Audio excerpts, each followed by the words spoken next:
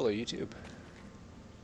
This In this video I'm going to show you how to do some of the speedrunning tricks and some other cool glitch-like stuff that you can do in this game. The first thing I'm going to show you is just the any percent route, how to skip doing this area as it pertains to melting the ice, taking these two to travel over to the island so that you can melt the ice over there, and blue globes. you know, I'll eventually connect all three and get up to the top where you get Air Power 3. Collect one. Instead, what we're going to do is jump straight to one of those islands over there and melt the ice block, grab Air Power 3 and skedaddle, because we like to go fast.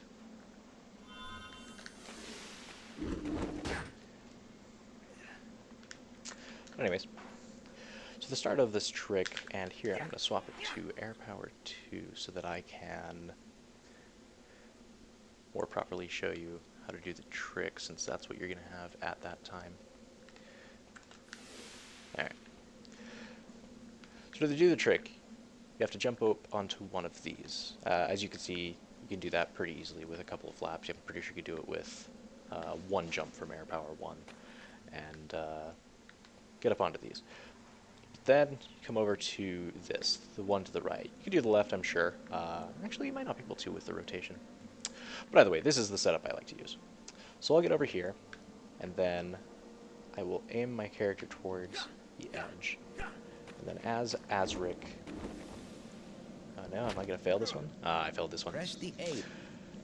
But the point is as Azurik's head moves towards the edge of that ice block, as it's lined up, like how I had it, you will do a 3 roll jump while holding forward. Most of the time that's going to give you enough momentum to make it to the edge over there. Here, I'll wait until I get over there to explain the trick further. Collect one.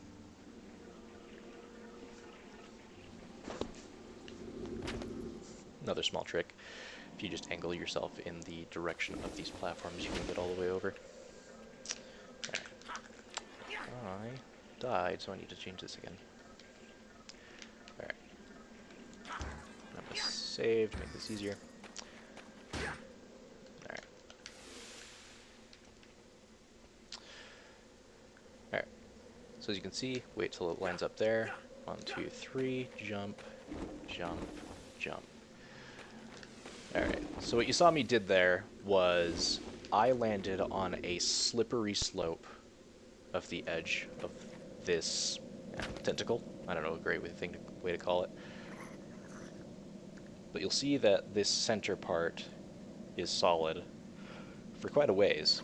In fact, I believe I landed specifically right... where is it?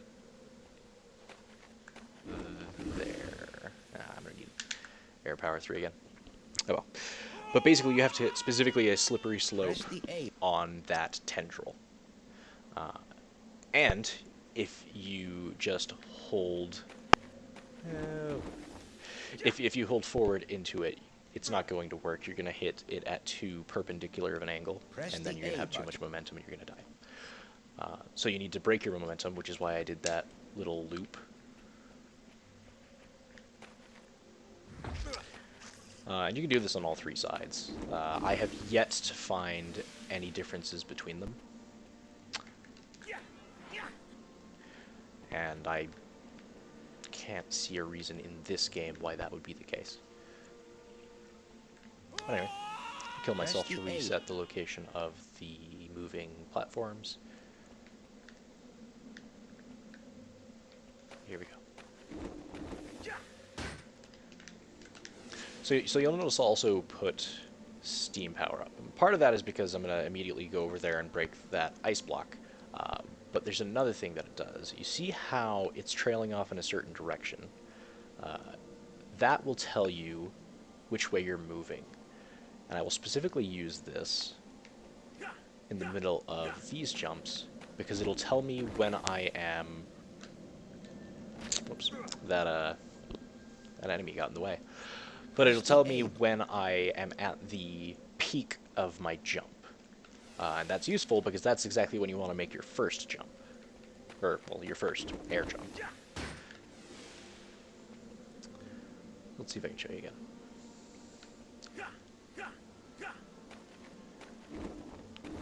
I wanted to do it just a little bit after, but that was fine. And there's some margin for error. It's one of the more difficult tricks, but with practice, you can get this one almost every time. I probably only fail it maybe 10% of the time. But yeah. The next trick I'm going to show you is how to grab Air Power 3 without activating all three of these, I don't know, air purifiers? Can't remember exactly what the lore of this area is. But we proceed up this like normal. A small thing I will do is I will flap twice here to cancel my upward momentum, and then that'll keep you pushing forward and you'll land on the ground faster. Then, climb this ladder. And then here. So I'm going to show the trick and then I'm going to explain it, because this one's a little weird. I also don't get this one hardly ever. Alright. And that's only the first part. Alright, got it. The last time I was trying that, it took me 30 minutes to get. But I've been practicing. But anyways. So the way this works is if you hit a slippery slope, which this small section is, if you hit it with enough velocity, it will send you into a slide. And slides are weird because you can actually jump out of thin air if you're in the middle of a slide. Maybe that's not so surprising in this game, what with us roll jumping everywhere. But the way we set this up is we hit specifically... Messed it up a little bit there. But you can tell that there's kind of an edge to these polygons here. And if you hit it at that edge, it will send you into a slide. We want that to give us enough air to where we can grab that ledge.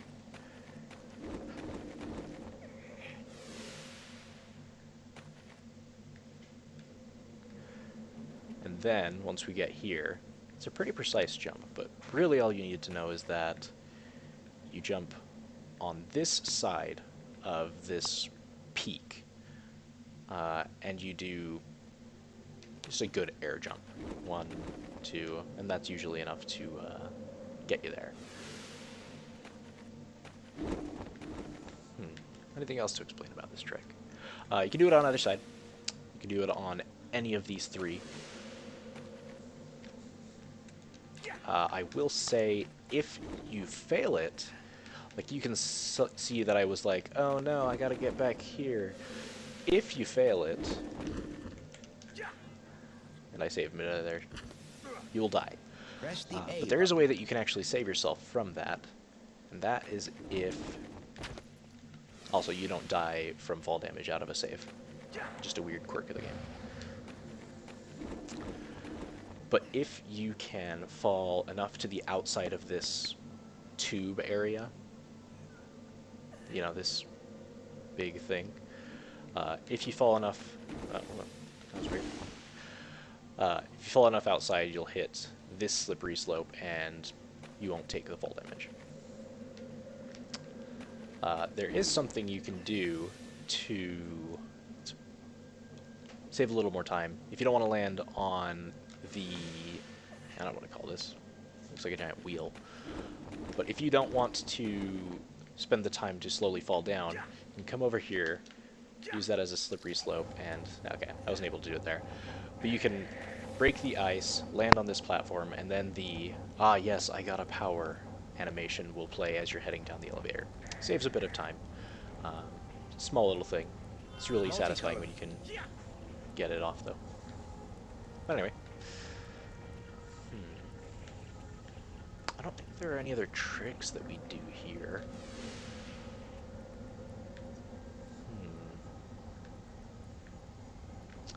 There's a cool thing that you can do with, as I said, the saving midair, and you know, normally you're gonna die out of Press fall the damage. A.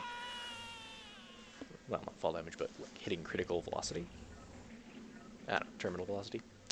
But if you are in a save, you can actually just fall the entire way without taking damage.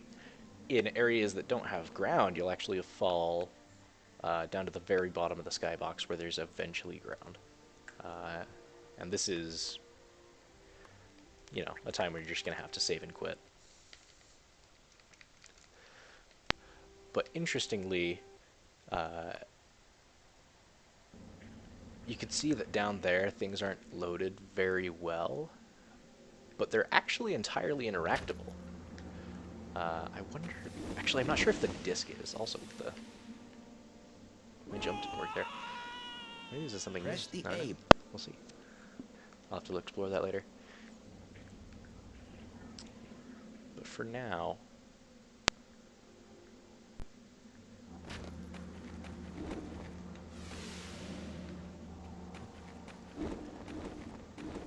Yeah, it was weird. I don't know why I got, like, This giant pulled down. atmospheric processor. So there are things down here that you can still interact with. Like, I believe the Oracle is, like, right here. I don't know, the save point's right here. And then the Oracle's, like, right... This giant atmospheric processor. I wonder if you can grab the disc. I think the answer is yes. As I said, I think things are all loaded. Ah, that's why I fell. Because the blocks that are loaded are not accurate. Or the models that are loaded aren't accurate. But it looks like the disc's not there. I haven't gotten it yet. No, because that was the one from Air 1. But yeah, you can even go over and activate the airship.